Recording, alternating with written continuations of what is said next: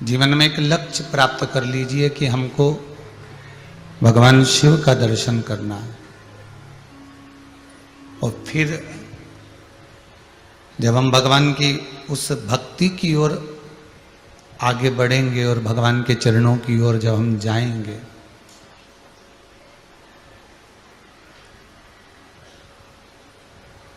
तो ये विश्वास रखिए कि फिर शंकर का मिलन हो सकता है।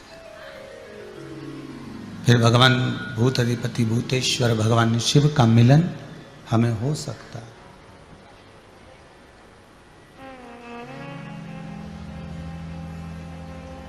अगर एक लक्ष्य मानकर चलोगे तो भगवान मिलेगा।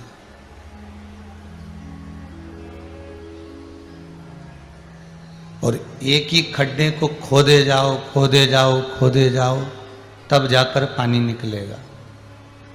5 फीट यहाँ खोद लिया, 10 फीट वहाँ खोद लिया, 15 फीट वहाँ खोद लिया, 20 फीट वहाँ खोद लिया, 25 फीट वहाँ खोद लिया। 10 जगह पर यदि खोद भी दोगे तो फिर जल नहीं निकलना, पानी नहीं निकलना। एक जगह पर ही अगर खोदते चले जाओगे तो ये पक्का है कि जल निकल ही जाएगा। राम, एक ही जगह पर जब खोदते चले जाओगे जल निकल ही जाएगा। राधे, जल प्राप्त हो ही जाएगा। 10 जगह पर खोदते जाओगे तो वो जल प्राप्त नहीं होना। खड्डे ढेर सारे कर लिए, बहुत सारे खड्डे इकट्ठे कर लिए खोद खोद कर, पर उसमें पानी नहीं है। पर यदि एक लक्ष्य बनाकर एक जगह पर ये अच्छे दिल से खोद लेते तो वहां जल प्राप्त होने में देरी नहीं लगती। वहां से जल प्राप्त हो जाता है, वहां से फिर जल प्राप्त होने में देरी नहीं लगती, जल प्राप्त हो जाता है। उसी तरह एक साधे सब सधे, सब साधे बिसराए। यदि हम एक को साध लें, एक का स्मरण कर लें, शंकर का अनुमोदन कर लें, शिव भक्ति में हम डूब जाएं, शंकर की उस अविरल भक्ति में हम एक बार समाहित हो जाएं,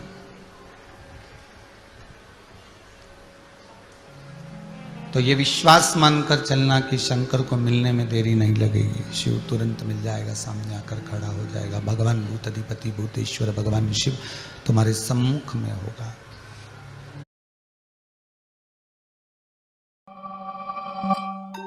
Yeah, that's the comeback of badass. Plenty of room, plenty.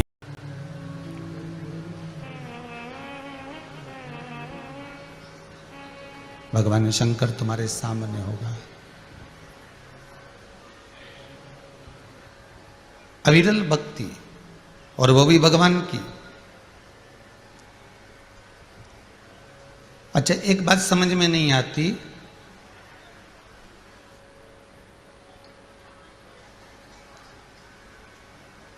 एक विचार कर कर देखिएगा कि एक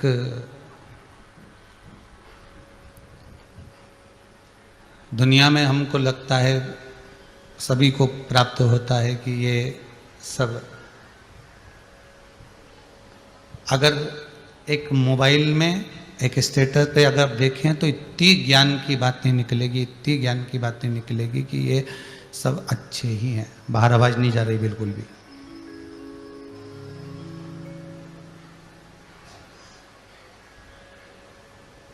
सब अच्छे ही हैं, पर फिर संसार में बुरा है कौन?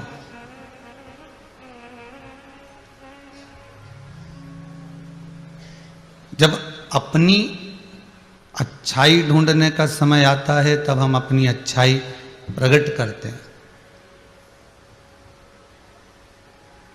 और जब दूसरे की बुराई ढूंढने का समय आता है तो हम तुरंत उसमें शामिल होकर दूसरे की बुराई ढूंढने का प्रयास करते हैं। हम दोनों क्रम कर रहे हैं, हम दोनों काम कर रहे हैं।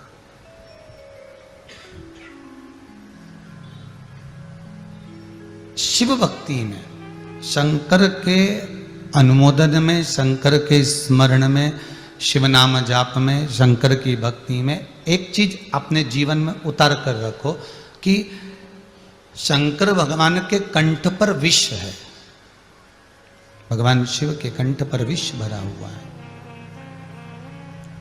गले में सर्पों की माला है,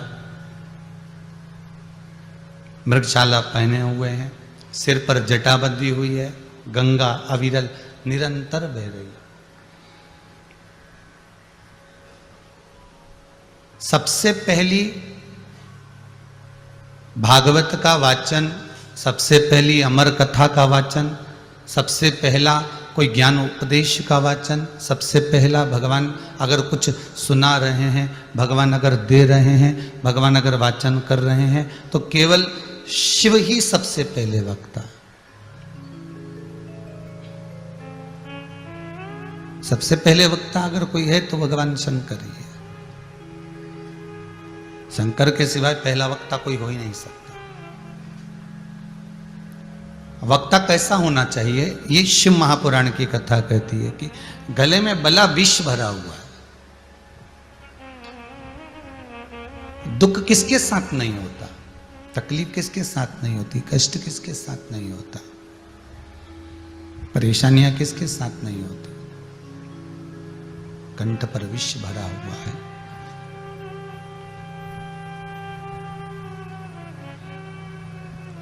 फिर भी मस्तक से गंगा विरल बह रही है। महाराज प्रेशर बढ़ाइए। मस्तक से गंगा अविरल बह रही है और वो गंगा ज्ञान की है। दुख जीवन में हर पल, हर घड़ी, हर क्षण हमारे सम्मुख में होगा, पर एक गंगा भगवान ने सबको दी है। केवल शंकर के मस्तक पर अगर कोई चीज रखी हुई है, शिव के मस्तक पर अगर गंगा रखी हुई है तो केवल शिव के मस्तक पर नहीं, गंगा आपके भी मस्तक पर।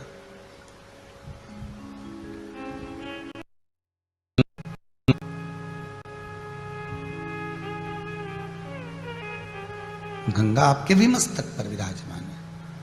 अब वो कौन सी गंगा है, तो कहा शिव के मस्तक पर भागीरथी गंगा है, तो संसार के जितने मानव हैं, संसार के जितने जीव हैं, संसार के जितने मनुष्य हैं, इनके मस्तक पर ज्ञान रूपी गंगा।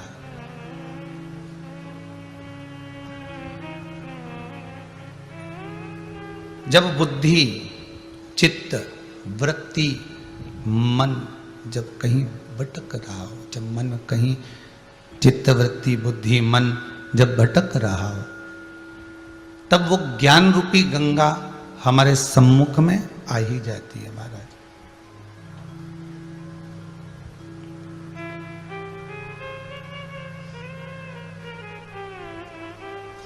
तब उस समय पर गुरु की वाणी, गुरु के शब्द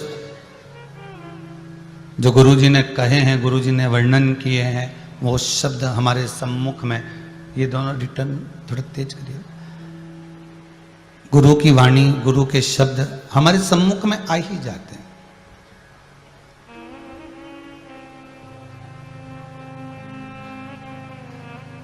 और कई लोग पूछते हैं, महाराज जी ये शिव पुराण की कथा या भगवान की अविरल भक्ति की कथा सबसे ज्यादा किस जगह पर काम आती है? भगवान की भक्ति की कथा किस जगह पर काम आती है? भगवत चर्चा, स्मरण, अविरल भक्ति किस जगह पर काम आती है?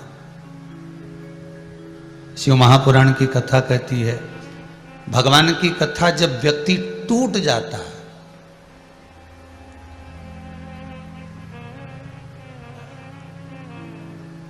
हर तरह से जब वो हताश हो जाता है, टूट जाता है, फिर उसके पास में कोई साधन जब उसे नजर नहीं आता, तब गुरु के शब्द याद आते।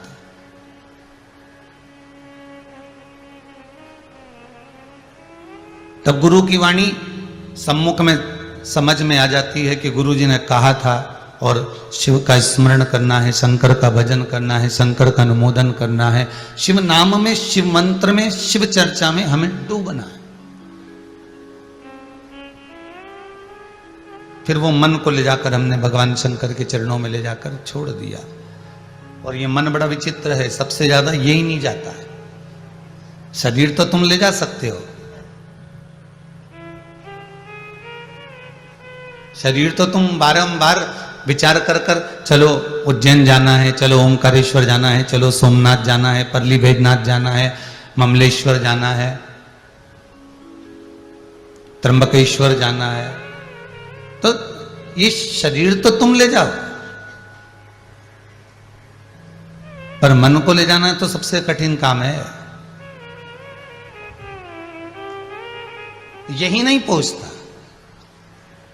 और इसके लिए अथक प्रयास कर दिया जाता है, बहुत बहुत प्रयास किया जाता है, तो भी मन वहां तक पहुंच नहीं पाता। इसको ले जाकर छोड़ने का भी प्रयास कर रहे हो, इसको ले जाकर वहां तक ले जाने का भी प्रयास कर रहे हो, पर वो मन जाता नहीं। ये मन बड़ा चंचल है। कैसे तेरा भजन करूं, जितना तेरा भजन करूं उतना ही मचलता है। भजन में ले जाओ तो भोजन में चले जाता है, सुंदरकांड में ले जाके बैठो तो घड़ी में पहुंच जाता है।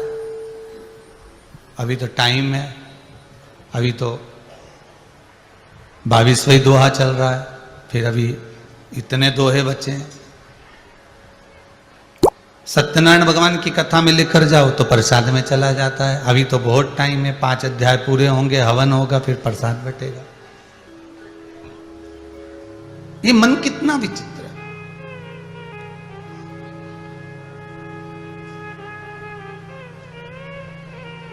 स्थिर रहता ही नहीं है, और इसको स्थिर रखना बड़ा बड़ा कठिन काम है। दुनिया का सबसे बड़ा कठिन काम एक ही है, मन को साध लेना।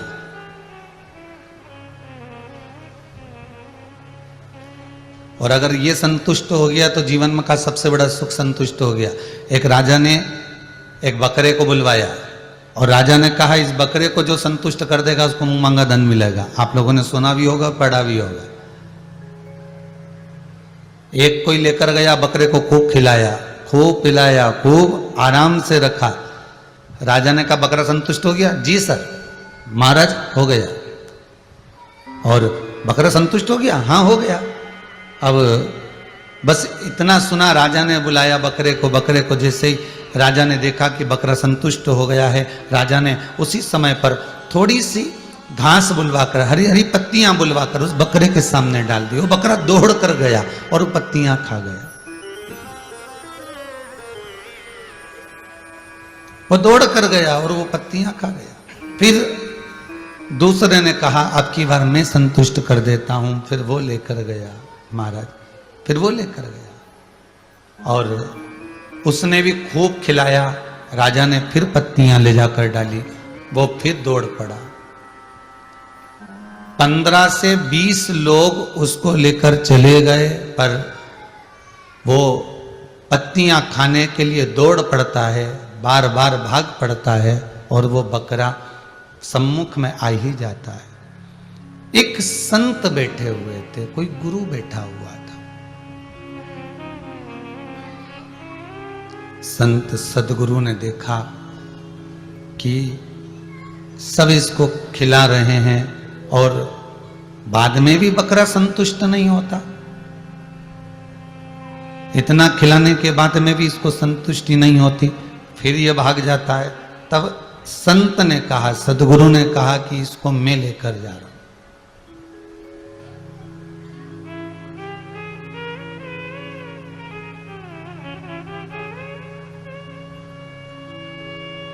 संत ले गए उसको, खूब खिलाया दिन भर। शाम का समय था, संत ने फिर 2 घंटे का गैप करा, रोका, फिर पत्तियां दी, वो फिर खाने आ गया। संत ने उठाया डंडा और एक उसके मुंह पे रख कर दिया, फिर पत्ती डाली, बकरा फिर दौड़ कर आया, संत ने फिर डंडा दी, फिर पत्ती डाली, बकरा फिर दौड़ कर आया, संत ने फिर डंडा दिया, संत ने फिर पत्ती डाली, बकरा दौड़ कर आया। अब की बार बकरे को लगा खाऊंगा और डंडा पड़ेगा, नहीं खाया। अब राजा के पास में बकरे को लेकर गया, महाराज मैंने इसको संतुष्ट कर दिया है, आप देख लीजिए ये संतुष्ट हो चुका है, संतुष्ट हो गया। हाँ आप देख लीजिए। राजा ने हरी हरी दूबा बुलवाई, पत्तियां बुलवाई, बकरे को दी, बकरा दौड़ कर आया, भागता भागता आया और खाने ही वाला था, इतने में उसको याद आया कि खाऊंगा और डंडा पड़ेगा, बकरा वापिस चले गए। राजा ने संत के चरण पकड़ लिए, गुरुवर ये बताओ कि इस बकरे को तुमने संतुष्ट कैसे कर दिया? संत कहते हैं ये संतुष्ट कभी नहीं हो सकता था। एक डंडा रखा, जब जब खाने दौड़ता था धर के देता था, फिर खाने आए ना सट्ट से दिया, नहीं सही हो गया, बस अब दौड़ के भी आए नहीं तो खाए नहीं। संत कहते हैं राजन ये बकरा नहीं, ये मन है, ये दौड़ दौड़ कर जाता है। इस मन पर यदि शिव महापुराण का डंडा पड़ते रहे तो ये मन भी सीधा चलता है, फिर आसक्ति में नहीं डूबेगा, फिर काम में, लोभ में, वासनाओं में, तृष्णा में, आसक्ति में, कहीं मोह में, कहीं किसी चीज में ये बकरा फिर जाता नहीं है, ये बकरा फिर पहुंचता नहीं।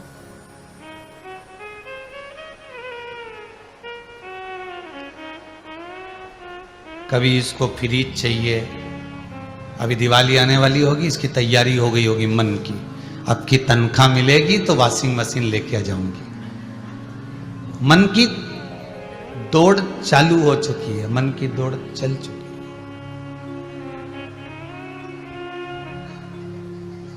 फिर वॉशिंग मशीन आ गई होगी तो फ्रिज की कहीं ना कहीं लगा होगा कि कहीं से मिल जाए, कहीं प्राप्त हो जाए, कहीं ले आऊं खरीद के।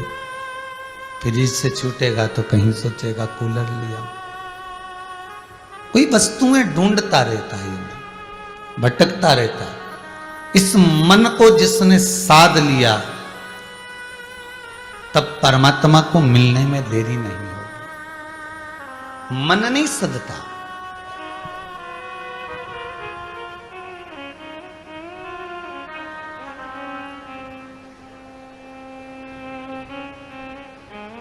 इस दिल को, इस मन को परमात्मा से अगर लगा लिया तो फिर कहां भटके? कि भोले से दिल क्यों लगाया है, ये मैं जानूं या वो जाने। भोले से दिल क्यों लगाया है, ये मैं जानूं या वो जाने।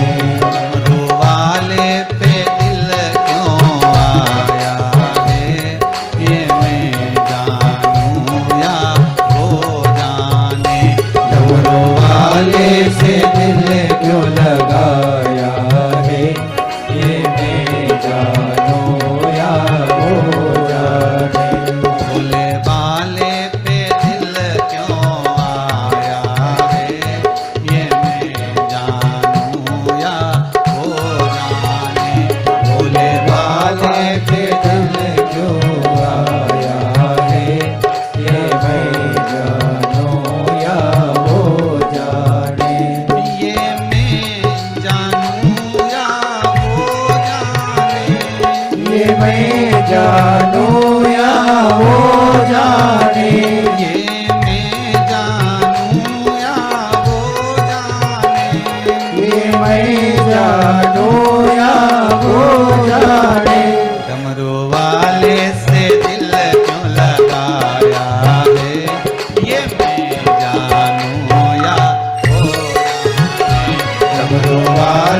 से दिल क्यों लगाया है, ये मैं जानूं या वो जाने। भोले भाले पे दिल क्यों आया है, ये मैं जानूं या वो जाने। भोले वाले से दिल क्यों लगाया है, ये मैं जानूं या वो जाने। हर भोले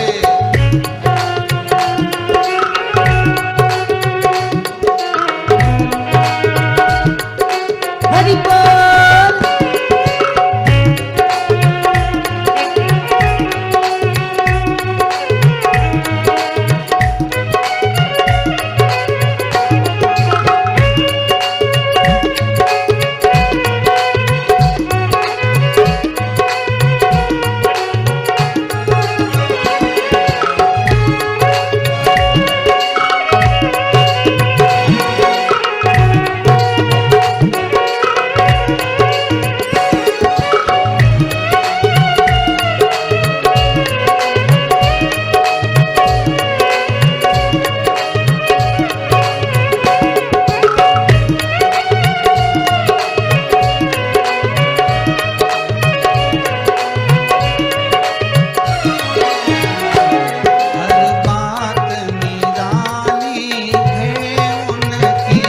हर बात निराली है उनकी, हर बात में है एक भोलापन, हर बात में है एक भोलापन।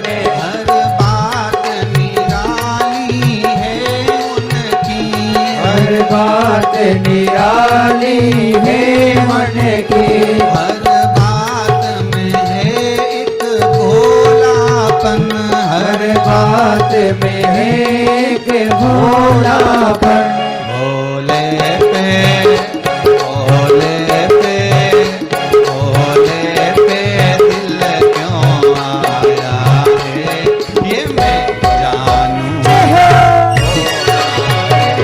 भोले पे दिल क्यों आया है, ये मैं जानूं या वो जाने। भोले पे दिल क्यों आया है, ये मैं जानूं या वो जाने। भोले पे दिल क्यों आया है, ये मैं जानूं या वो जाने।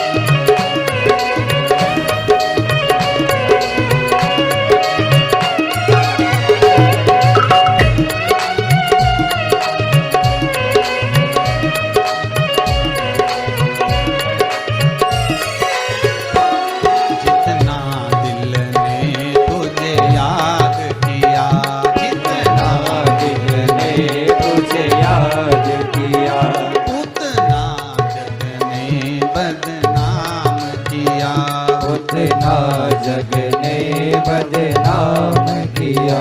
जितना दिल ने तुझे याद किया, जितना जग ने तुझे याद किया, उतना जग ने बदनाम किया, उतना जग ने बदनाम किया। बदनामी का बदनामी का बदनामी का फल क्या पाया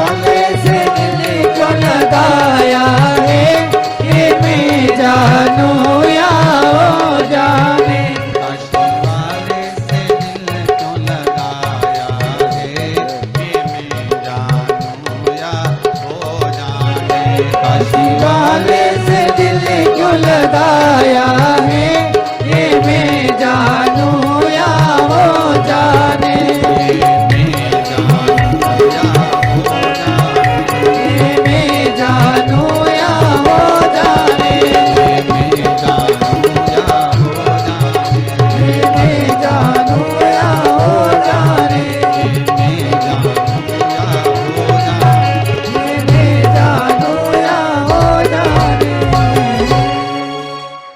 इस चित्त वृत्ति को, इस मन को भगवान के चरणों में ले जाकर छोड़ देना, भगवान की अविरल भक्ति की ओर ले जाकर छोड़ देना। और जब ये चित्त वृत्ति मन एक बार भगवान का हो गया, फिर संसार में ये रमता नहीं, फिर ये संसार में नहीं रमेगा साहब। एक बार अगर चित्त वृत्ति परमात्मा की ओर चली जाए, मन भगवान की ओर चला जाए, फिर ये नहीं रम सकता। शिव कथा कह रही है, भगवान शंकर का संवाद कह रहा है। वासुकी नाग जब शतशीर्षा, वासुकी नाग की धर्म पत्नी शतशीर्षा की भक्ति का बल जब आधा प्राप्त हो गया, और शतशीर्षा के भक्ति के बल पर वासुकी नाग भगवान शिव के कंठ पर जाकर बैठ गया।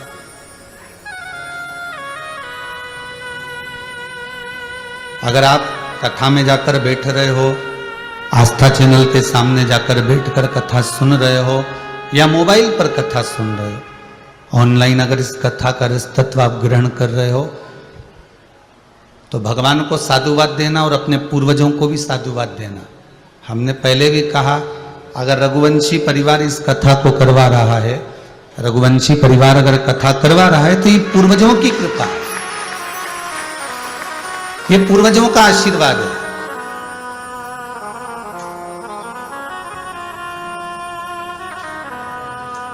कहीं इनके परिवार में कोई ना कोई शंकर का भगत रहा होगा, शिव का कोई उपासक रहा होगा, जो शंकर मंदिर में जाता होगा, अपनी बाल्टी को उठाया, बाकेट उठाया, लोटा लिया, कलश लिया, पहुंच जाता होगा, शिव की आराधना में लगा रहता होगा। कोई तो ऐसा होगा इनके परिवार में जिसका पुण्य प्रबल का फल आज उनके बच्चों को प्राप्त हो रहा है, और बच्चे शिव महापुराण की कथा को करवाकर जनमानस का कल्याण कर रहे हैं।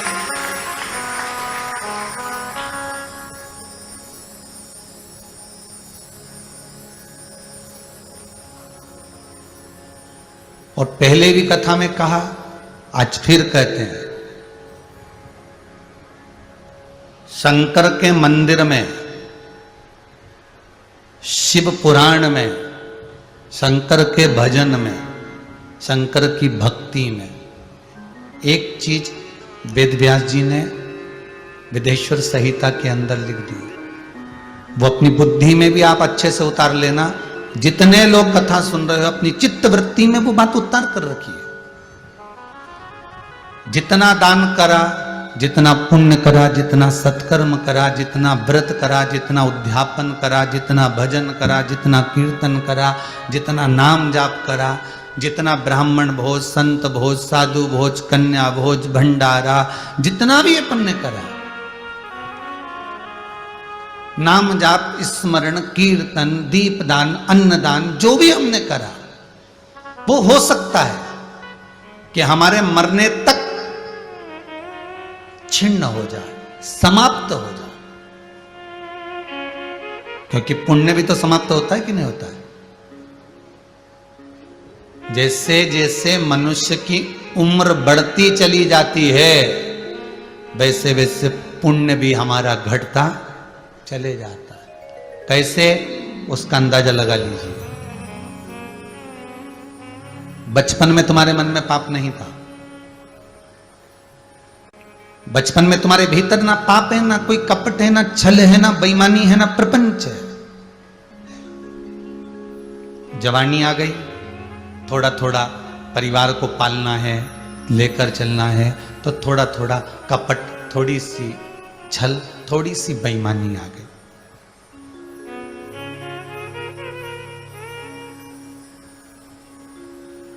थोड़ी सी बेईमानी आ गई। इसमें से इतना सारा प्रसाद अगर भरा हुआ रखा है तो इसमें से थोड़ा सा एक पेड़ा निकाल लो, किसको मालूम पड़ेगा? चोरी तो है, किसको मालूम पड़ रहा है?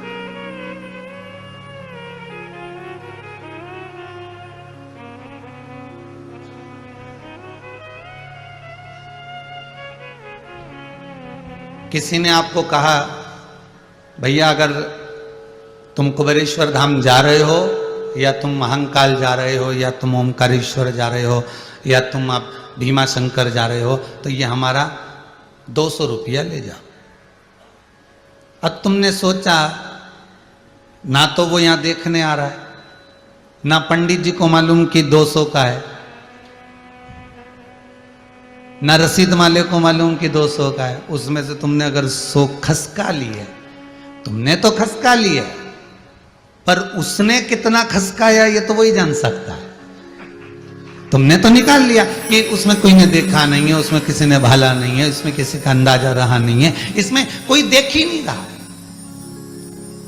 आप मन का धन कर सकते हो, पर अपने आप को आप समझा सकते हो, पर अंतिम क्षण जब प्राण छूटने का आता है, हमारा किया गया सारा पाप हमारे सामने एकत्रित हो जाता है।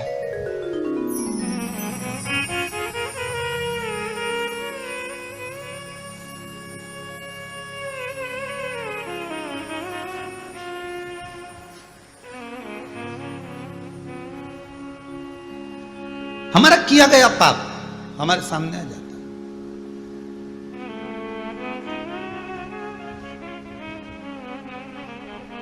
किसी बच्चों को नहीं मालूम कि इनके घर की स्टोरी क्या है, पर उसके घर के एक व्यक्ति को चुनाव में खड़ा कर दो, फिर पूरी स्टोरी मालूम पड़ जाएगी कि इसके काका जी ऐसे थे ने, फूफा जी ऐसे थे ने, बुआ जी ऐसी थी ने, नाना जी ऐसे थे ने, पिताजी ऐसे थे ने, भाई ऐसा था ने, कुटुंब।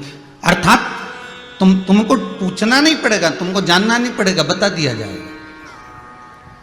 उसी तरह प्राण छूटते समय जब अंतिम बिंदु आता है, मनुष्य के प्राण खींचने के लिए यम के दूत आते हैं, प्राण निकल रहे होते हैं, जीवात्मा कहती है कि मैंने खूब दान करा, मैंने खूब पुण्य करा, मैंने खूब सत्कर्म करा, मैंने खूब भजन करा, मैंने खूब दान दिया, मैंने व्रत किया, मैंने उद्यापन किया, मैंने गंगा नहाया, सब कुछ किया। तब यमदूत कहते हैं कि साथ में चित्रगुप्त महाराज जी आए हैं, वो आपको हिसाब बता देंगे कितना पुण्य आपके पास बचा हुआ है। 500 रुपए कमाए थे, खर्चा मालूम पड़े 550 कर दिए, जो जेब में पहले का रखा था वो भी चले गए। उसी तरह पुण्य तो तुमने बहुत कमाया, मंदिर में जाके दिया जलाया, पुण्य कमाया। बोलो कमाया कि नहीं कमाया? जितने लोग आस्था पर कथा सुन रहे हो, जितने मोबाइल पर सुन रहे हो, जितने स्मरण कर रहे हो, अच्छे से बोलना, मंदिर में दिया लगाया, पुण्य कमाया कि नहीं कमाया? कमाया। तुमने दान किया, पुण्य कमाया कि नहीं कमाया? कमाया। तुमने सत्कर्म करा, व्रत करा, उद्यापन करा, पूजन करी, अर्चना करी, सारा पुण्य तुमने एकत्रित कर लिया। अब मान लो तुमने 500 रुपए कमा लिए, अपन पुण्य को समझो 500 रुपए। अब तुमने 500 रुपए तो कमा लिया, अब खर्चा जोड़ो। किसी के लिए झूठ बोल दिया, 100 रुपया खसक गया, तो सही पुण्य समाप्त तो होगा, खर्चा भी होगा। तुमने किसी के लिए अपशब्द कह दिया, 50 रुपए गए। कितना बचा है? 350। हिसाब के तो तुम बहुत पक्के हो रहे। 350 बचा। अब फिर मालूम पड़े किसी को गलत दृष्टि से देख लिया, गलत भाव से देख लिया, गलत मन से देख लिया, 50 मां खसक गए। कितने बचे? 300। और मालूम पड़े पड़ोसन आ गई, खूब सारा प्रसाद दे के चली गई, निंदा का रस डालकर चली गई, 100 रुपया खसक गया। कितना बचा? 200। हिसाब लगा लो जरा अच्छे से, हो ये तुम्हारा और हमारा सबका है। जितने कथा सुन रहे उनका भी और जो कथा कर रही है उसका भी, सबका हिसाब है मेरे मालिक के दरबार में, सब लोगों का खाता। किसी को कौड़ी कम नहीं देता, किसी को कौड़ी जाता। बचे 200। देवरानी के लड़के को छोटे से गिलास में दूध दे दिया, खुद के लड़के को इतना बड़ा गिलास 50 खसक गए। कितने बचे? 150।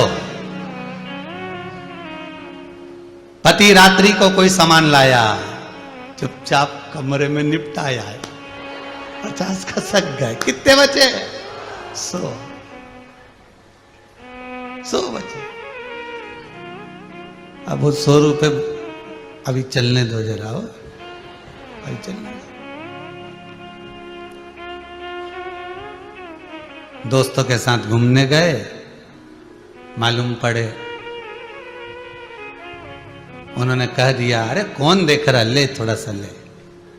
कहीं मदिरा पान, कहीं मांसाहार, कहीं गलत कर्म कर बैठे। 50 फिर चले गए। कितने बचे? 50।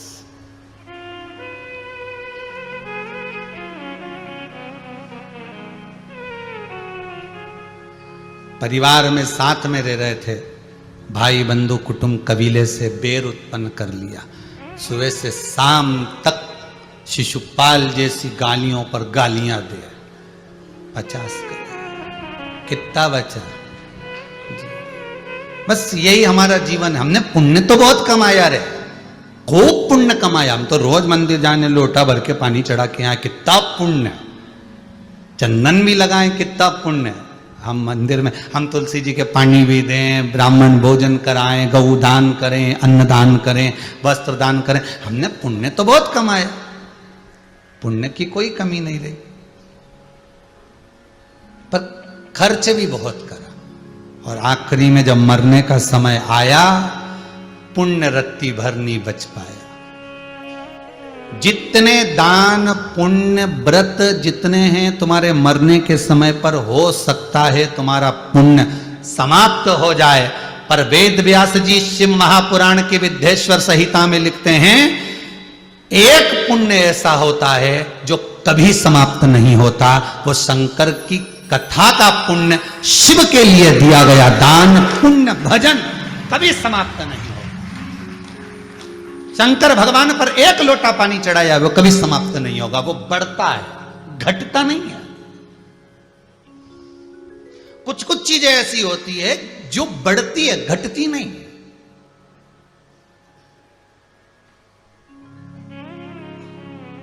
₹90,000 का एक मोबाइल ले लिया तुमने, कितने का? वो कटा हुआ सेव फल,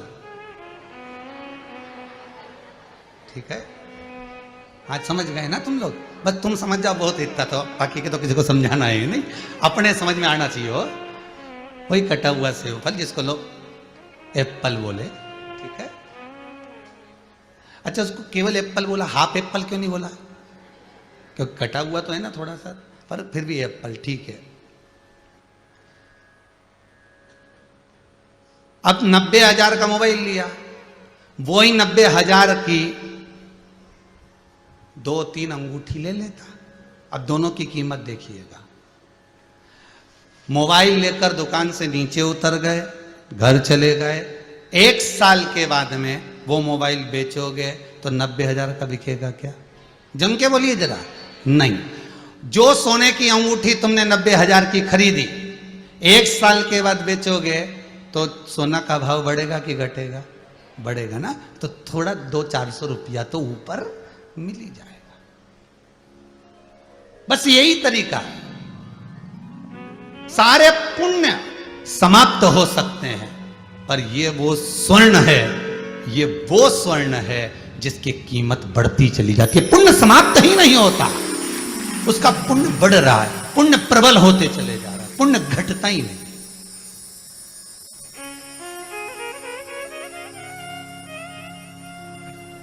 ये कभी नहीं घटने वाला, ये बढ़त में जा रहा है।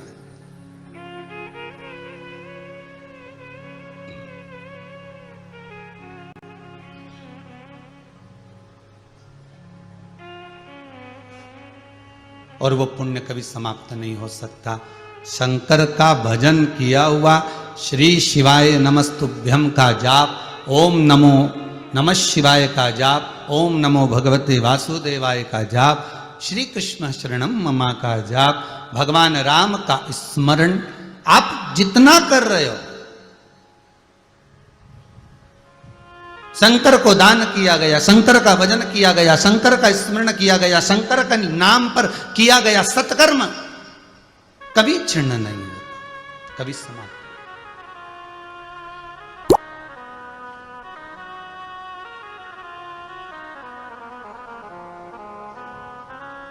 भजले प्राणी ओ अज्ञानी, 2 दिन की जिंदगानी काहे को भटक रहा है, क्यों भटके? मिला मौका, वासुकी नाग की धर्म पत्नी शतशीर्षा ने वो फल अपने पति के खाते में दे दिया। शिव की आराधना का फल जो होता है वो आप किसी को भी दे सकते हो, किसी को भी। जैसे श्रीमद् वल्लभाचार्य जी ने जगन्नाथपुरी में जाकर मायावाद का खंडन करा, एकादशी को उल्टा लटकाया, कहा एकादशी का दान देना है तो जीते जी दो, अन्न दान देना है तो जीते जी दो, किसी भूखे को भोजन कराना है तो जीते जी कराओ। मरने के बाद की कोई गारंटी नहीं कि मिला कि नहीं मिला,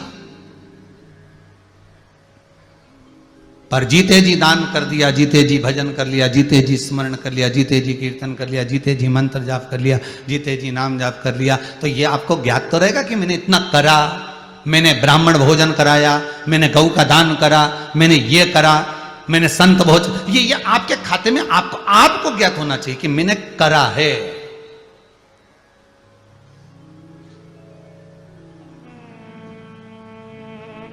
मैंने किया है, ये आपके भीतर होना चाहिए कि मुझे प्रसन्नता इस बात की। कई लोग कहते हैं अब तो भगवान की कथा सुन ली, भगवान ने खूब अच्छा कर दिया गुरुदेव, कोई कमी नहीं रखी। अब भगवान चाहे तो उठा कर ले जाए, मेरे को कोई टेंशन, सब कर दिया। पर अगर किसी के बच्चे कुंवारे हों, बेटियां कुंवारी हो, वो बोलेगा क्या कि अब चले जाऊं? नहीं, वो तो कहेगा एक बार इनके पीले हाथ कर दूं, एक बार इनको सेटल कर दूं, बस बाबा से विनती है, फिर भले जाओ, फिर कोई टेंशन।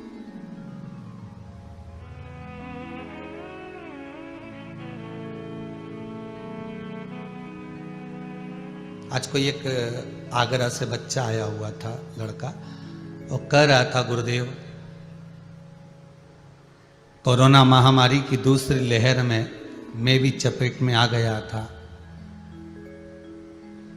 75 या 80% फेफड़े बेकार हो गए थे। शायद कहीं बैठा होगा, अगर आया होगा तो कहीं ध्यान में होगा उसका। वो बैठा, वो खड़ा, खड़े हो ना बाबू।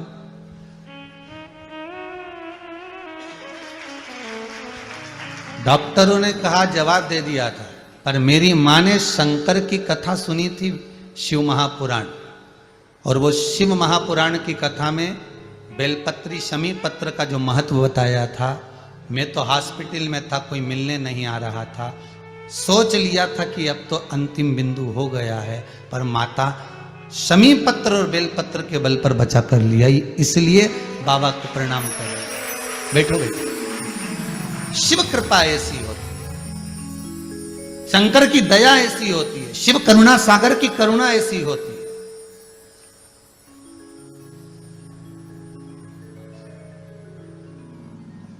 दुनिया के लोगों को भले लगे कि बेलपत्र में क्या है, शमी पत्र में क्या है, क्या होता है शंकर भगवान को जल चढ़ाने से, क्या होता है भगवान शंकर को गेहूं के दाने चढ़ाने से, क्या होता है शंकर भगवान को तिल्ली चढ़ाने, ये दुनिया के लोग भ्रमित हो सकते हैं, पर शिव महापुराण अपनी जगह पर जो वर्णन कर रही है वो सहज नहीं हो सकता।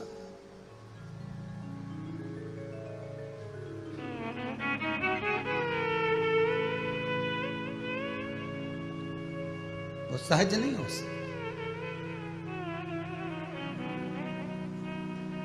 भगवान शिव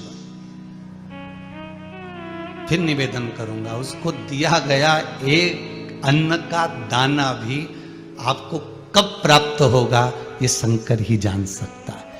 एक बेलपत्र आप शिव को समर्पित कर दिए, भले आपने उठाई धोई फिर चढ़ा दी, चढ़ाई चढ़ा दी तुमने धोकर, उसका फल कब प्राप्त होगा ये आपको नहीं मालूम पड़ेगा। वो बेलपत्र कब सामने आएगी, वो शमी पत्र कब सामने आएगा, आपको ज्ञात नहीं होगा पर सम्मुख में आएगा। मत बुरे कर्म कर बंदे वरना पछताएगा, भगवान की आंखों से तू बच नहीं पाएगा, तू बच नहीं पाएगा। अरे ओ अज्ञानी मत कर नादानी। हम अपने पुण्य को अगर क्षीण रखना चाहते हैं, अपने पुण्य को अजर अमर रखना चाहते हैं, तो शिव भक्ति ही एक मूल है।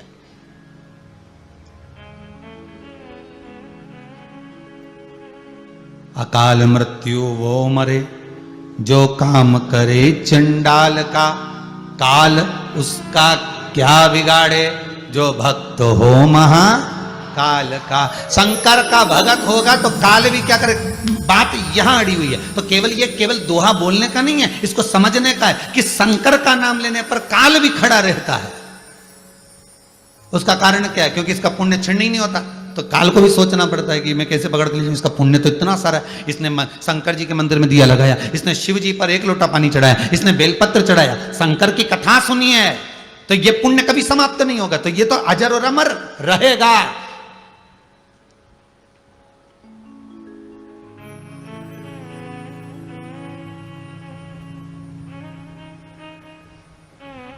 भागवत कथा में लिखा हुआ है, भागवत पुराण में स्पष्ट किया गया है कि भगवान कृष्ण के चरणारविंद में जरा नाम का व्याघ्र बाण छोड़ता है, भगवान को लग जाता है, भगवान गौलोक धाम चले जाते हैं। बोलो गए कि नहीं गए। राम कथा में आता है श्री राम जी महाराज सरयू जी का अधिवास कर लेते हैं, जल में मग्न हो जाते हैं, गए कि नहीं गए। सीता जी पृथ्वी में चली जाती हैं, पर कभी किसी पुराण में तुमने पढ़ा कि शंकर जी गए।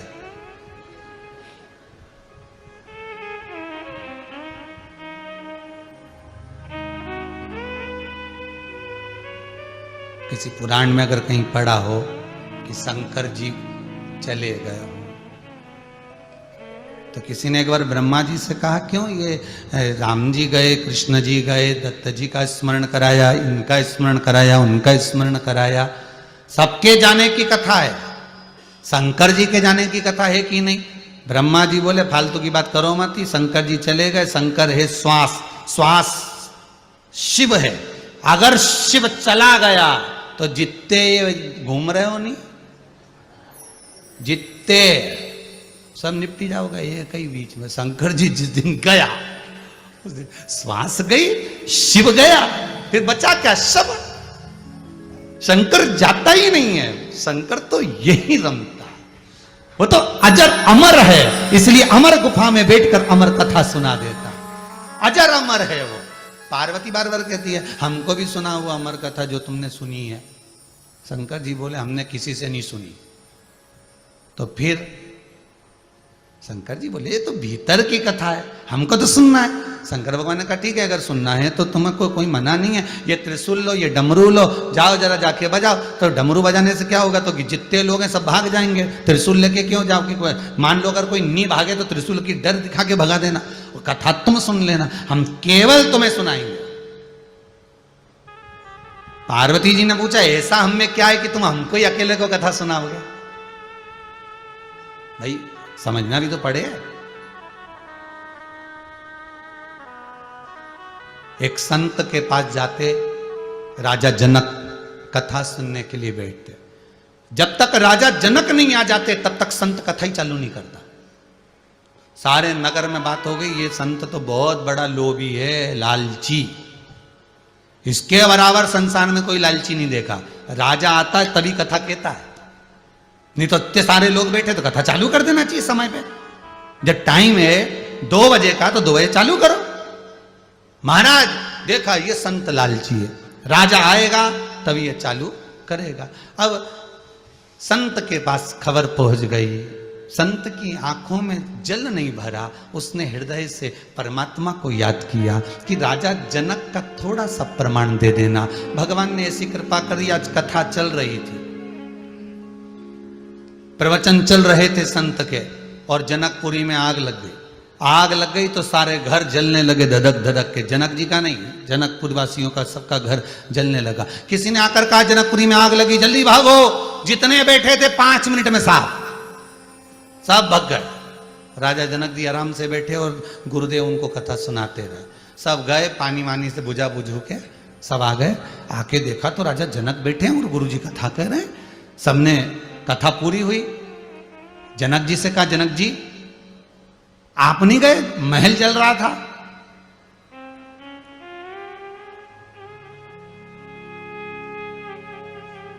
गुरु जी बोले, कई लोगों के मन में प्रश्न था कि राजा आता है तभी कथा क्यों होती है, क्योंकि जितने श्रोता बैठे थे ये तो सब शरीर से बैठे थे, आत्मा से तो केवल राजा जनक ही बैठा था, जब दिल लगाकर बैठा था। संत, अरे कितनी जोरदार बात की शिव महापुराण में।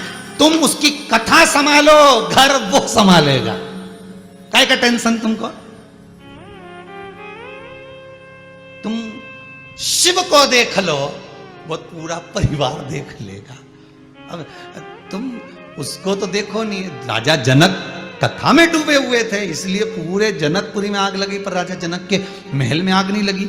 एक पर्दा नहीं जला, एक आसन नहीं जला राजा जनक के महल में। सब दूर आग लगी है जनकपुरी में, पर राजा जनक के महल में एक अग्नि नहीं पहुंची, क्योंकि वो दिल यहां लगाए थे और भगवान दिल वहां लगाए थे।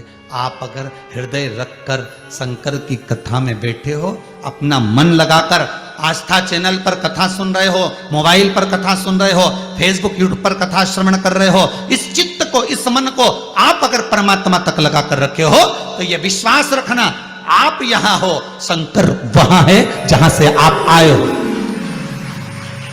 शिव वहां है,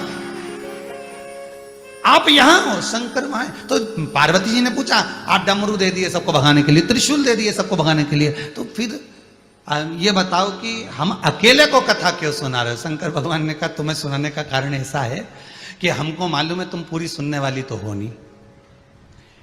ये हमारी जो शादी हुई है ना इतनी, ये 52वें नंबर की शादी है, 52 नंबर की पार्वती, तुम हमारी धर्म। इससे पहले गौरा, कात्यायनी, कुष्मांडा, चंद्रघंटा, स्कंदा, गौरी, सती, उमा, ये सब तुम पहले बन चुकी हो। और जैसे तुम आज बैठी हो ना कथा सुनने के लिए, हर बार ऐसे ही करती हो।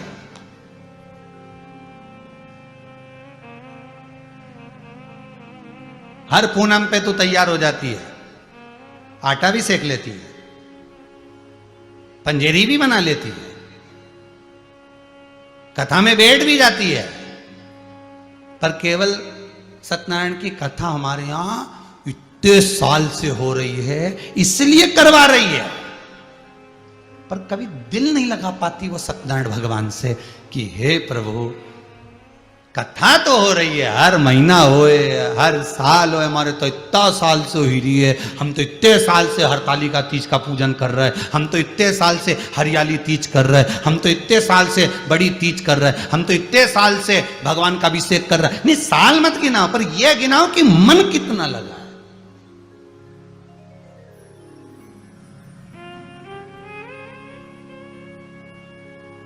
जब तुम्हारा मन नहीं हुआ, जब तुम्हारा चित्त वृत्ति एक आध बार ऐसी हो गई हो कि अब की बार मैं अभिषेक नहीं करूंगी, और तुम मंदिर में नहीं गई और अभिषेक नहीं करा तुमने, फिर कोई आ गया हो और आकर कह दिया हो, क्या बात है तुम मंदिर नहीं आ रहे हो, अभिषेक नहीं कर रहे हो, पूजन नहीं कर रहे हो, चलो, तो समझ लेना शंकर आज्ञा कर रहे हैं, भगवान बुला रहा है कि चल, बहुत दिन हो गए, मंदिर की ओर चल, चल शिव के अभिषेक में चल, चल शंकर की शरणागति में चल। ये शिव बुला।